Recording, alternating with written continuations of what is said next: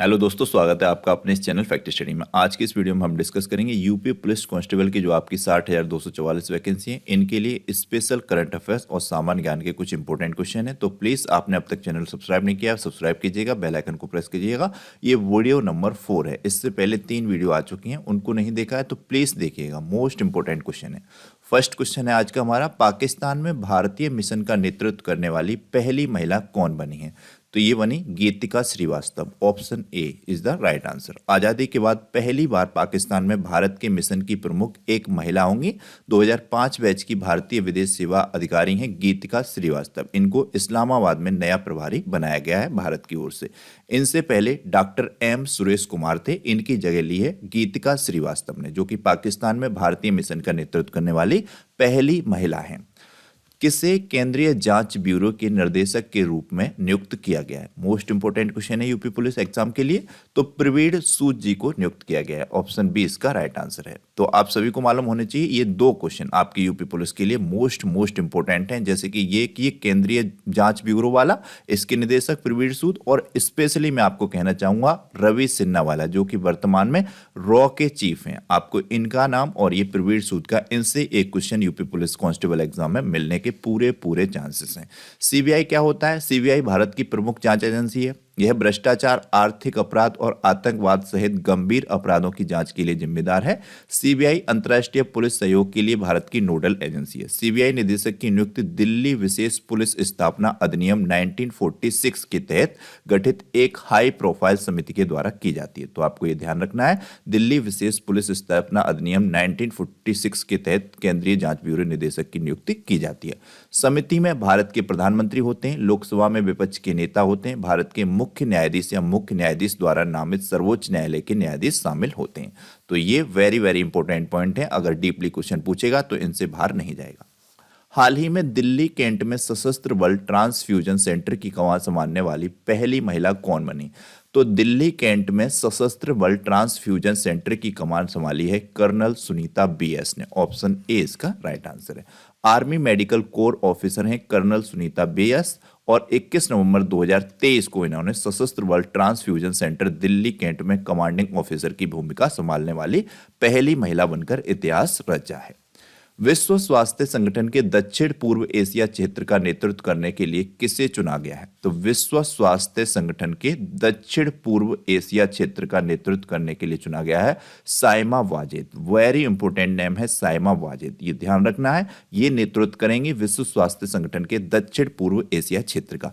ये साइमा वाजेद कौन है? तो ये एक नैदानिक मनोवैज्ञानिक हैं और बांग्लादेश की जो प्रधानमंत्री हैं शेख हसीना जी, इनकी बेटी हैं। काफी इंपॉर्टेंट पॉइंट है, ध्यान रखना है साइमा वाजेद से।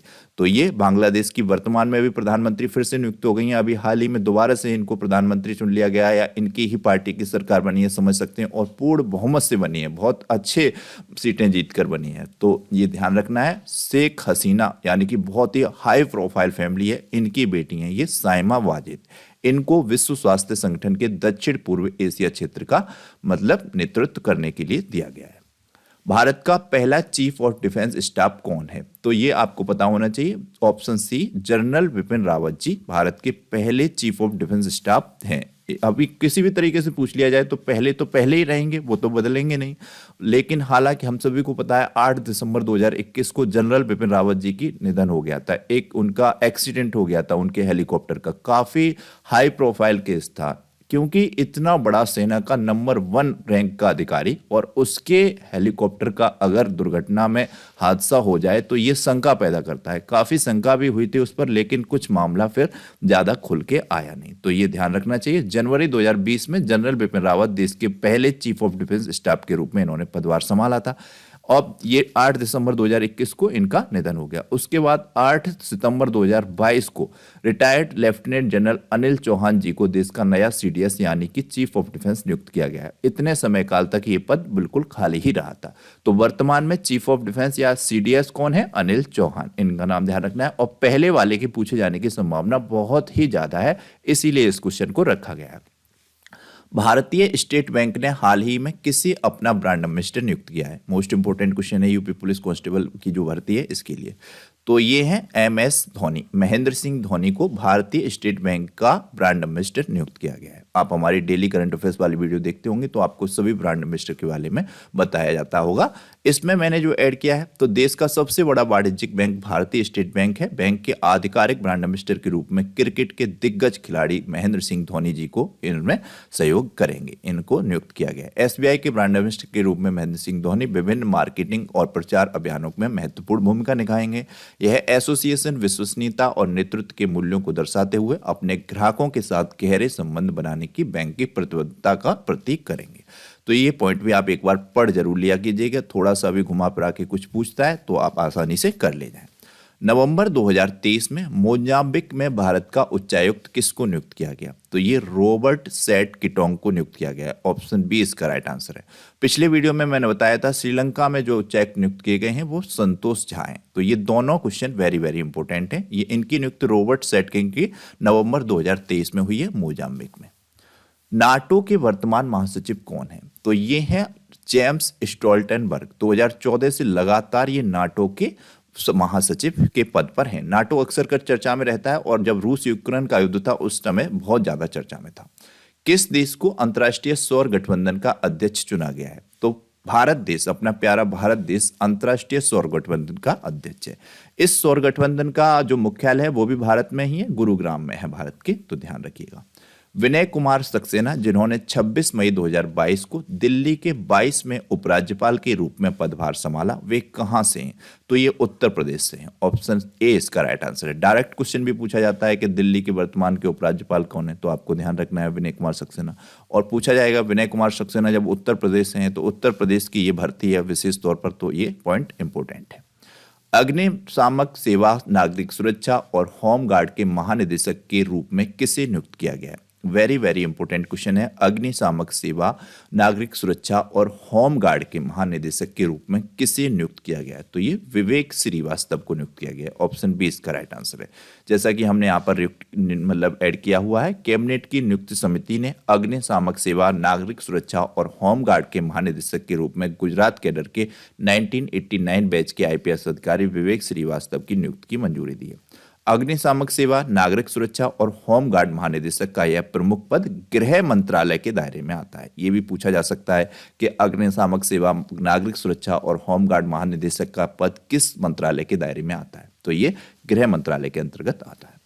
उत्तर प्रदेश के किस शहर में एक दुर्लभ हिमालयन ग्रिफोन गिद्ध पकड़ा गया? वेरी वेरी इंपॉर्टेंट क्वेश्चन है। यूपी का चाहे कोई भी एग्जाम हो, हर एग्जाम के लिए, यहाँ तक कि आपके आरओआर, एआरओ या यूपीपीसीएस में भी इस तरीके का क्वेश्चन बनता है। क्यों इंपॉर्टेंट है? क्योंकि ये एक बहुत ही दुर्लभ प्रजाति का गिद्ध है और भारत में वर्तमान में गिद्धों को तो आप जानते हैं बिल्कुल ही लुप्त हो चुके हैं। तो ये पकड़ा गया कानपुर में। ऑप्शन सी इसका राइट आंसर है। उत्तर प्रदेश के कानपुर शहर में ये पकड़ा गया एक दुर्लभ हिमालयन ग्रिफोन गिद्ध। यह विश्व के 2 सबसे बड़े पुराने गिद्धों और सच्चे शिकारी पक्षियों में से एक है। प्रकृति के संरक्षण के लिए अंतर्राष्ट्रीय संघ IUCN की लाल सूची में इसे संकटग्रस्त के रूप में सूचीबद्ध किया गया है। यह प्रजाति मुख्य रूप से हिमालय के उच्च क्षेत्रों और तिब्बत पठार में 1200 से 5500 मीटर की ऊंचाई पर सीमा पर रहती है। उत्तर प्रदेश की झांकी में किस शहर में मनाया जाने वाला 3 दिवसीय दीपोत्सव दिखाया गया है? तो ये 3 दिवसीय दीपोत्सव उत्तर प्रदेश की जो झांकी थी गणतंत्र दिवस पर, उसका मेन थीम में था। तो ये अयोध्या में मनाया जाता है। हर वर्ष ही दीपोत्सव का नया रिकॉर्ड मतलब मनाया जाता है। 2022 में 15 लाख से ज्यादा दीप जलाकर रिकॉर्ड बनाया था। किसी को पता है 2023 में जब दिवाली पर कितने दीप जलाकर रिकॉर्ड बनाए? प्लीज कमेंट बॉक्स में बताइए। फैक्ट एनालिसिस वाली वीडियो में मैं सब चीजें चर्चा करता हूँ। तो गणतंत्र दिवस परेड 2023 के लिए उत्तर प्रदेश की जो झांकी थी उसमें अयोध्या दीपोत्सव से प्रेरित थी। ये भी ध्यान रखिएगा। उत्तर प्रदेश में G20 शिखर सम्मेलन के ब्रांड एम्बेसडर के रूप में किसे नियुक्त किया गया था?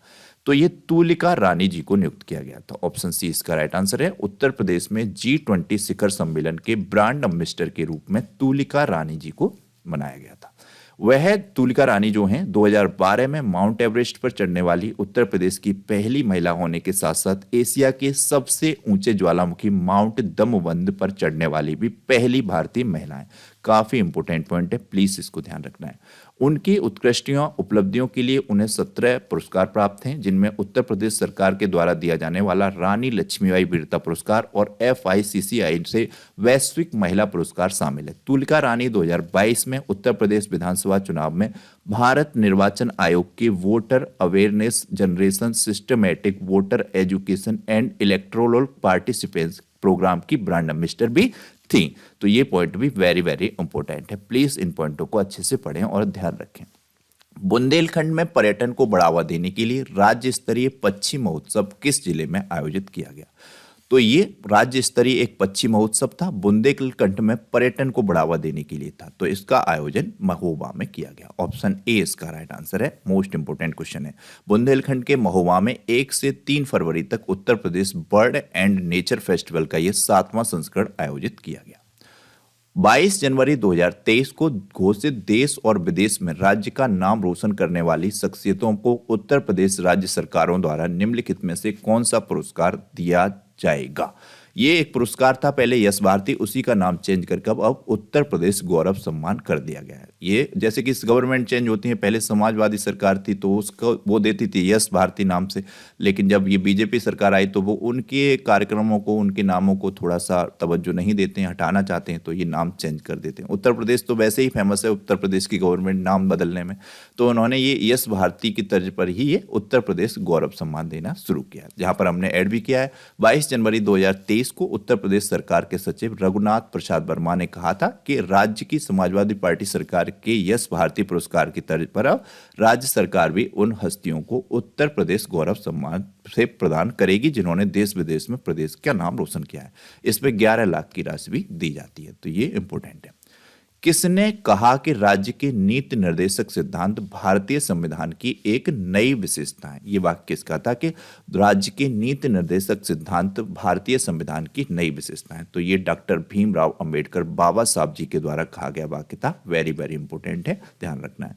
जैसा कि यहाँ पे आप सभी को पता होगा, राज्य के नीति निर्देशक सिद्धांतों को संविधान के भाग 4 में अनुच्छेद 36 से लेकर 51 तक वर्णित किया गया है। आपके यूपी पुलिस में यह भी पूछा जा सकता है, काफी इंपॉर्टेंट है, ध्यान रखना है कि राज्य के नीति निर्देशक सिद्धांत किस अनुच्छेद से लेकर किस अनुच्छेद तक है या किस भाग में है, तो इसीलिए इनको ऐड किया गया है। ये सब क्वेश्चन बनते हैं, आप प्रीवियस क्वेश्चन पेपर्स में देख सकते हैं, बनते रहे हैं। संविधान निर्माताओं ने इस विचार को 1937 में आयरिश संविधान से उधार लिया। ये क्वेश्चन भी बहुत बार पूछा गया है कि ये नीति निर्देशक सिद्धांत किस देश से लिए गए, तो ये आयरिश यानी कि आयरलैंड से लिए गए। निम्नलिखित में से किस श्रेणी के अनुच्छेद भारतीय संविधान के धर्म की स्वतंत्रता के अधिकार के अंतर्गत आते हैं? यानी कि कौन कौन से अनुच्छेद धर्म की स्वतंत्रता को बताते हैं? तो ये 25 से लेकर 28 तक के अनुच्छेद धर्म की स्वतंत्रता के अधिकार के अंतर्गत आने वाले अनुच्छेद हैं।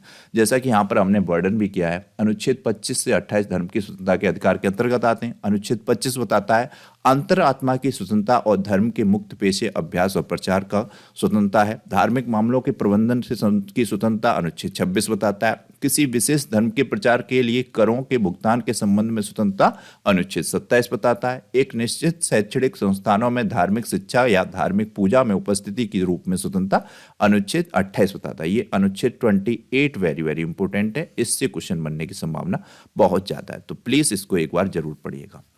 उच्च न्यायालय के न्यायाधीशों के वेतन और भत्ते का शुल्क कौन से कोष पर लगाया जाता है? तो ये राज्य के समेकित कोष से उच्च न्यायालय के न्यायाधीशों के वेतन और भत्ते का शुल्क लगाया जाता है। तो ये ध्यान रखना है, राज्य के समेकित कोष से उच्च न्यायालय के न्यायाधीशों के वेतन और भत्ते का शुल्क राज्य के समेकित कोष पर लगाया जाता है। ये सब पॉइंट मैंने ऐड किए, प्लीज इनको एक बार पढ़िएगा। समेकित निधि से किसी भी राशि को निकालने के लिए संसद के प्राधिकार की आवश्यकता होती है।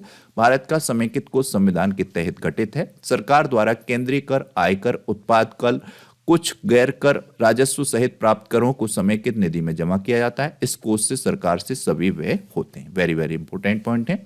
भारतीय संविधान का कौन सा अनुच्छेद संघ की राजभाषा से संबंधित है? यूपी पुलिस एग्जाम के लिए मोस्ट इंपोर्टेंट क्वेश्चन, और हिंदी वाले सब्जेक्ट में भी ये क्वेश्चन पूछा जाता है।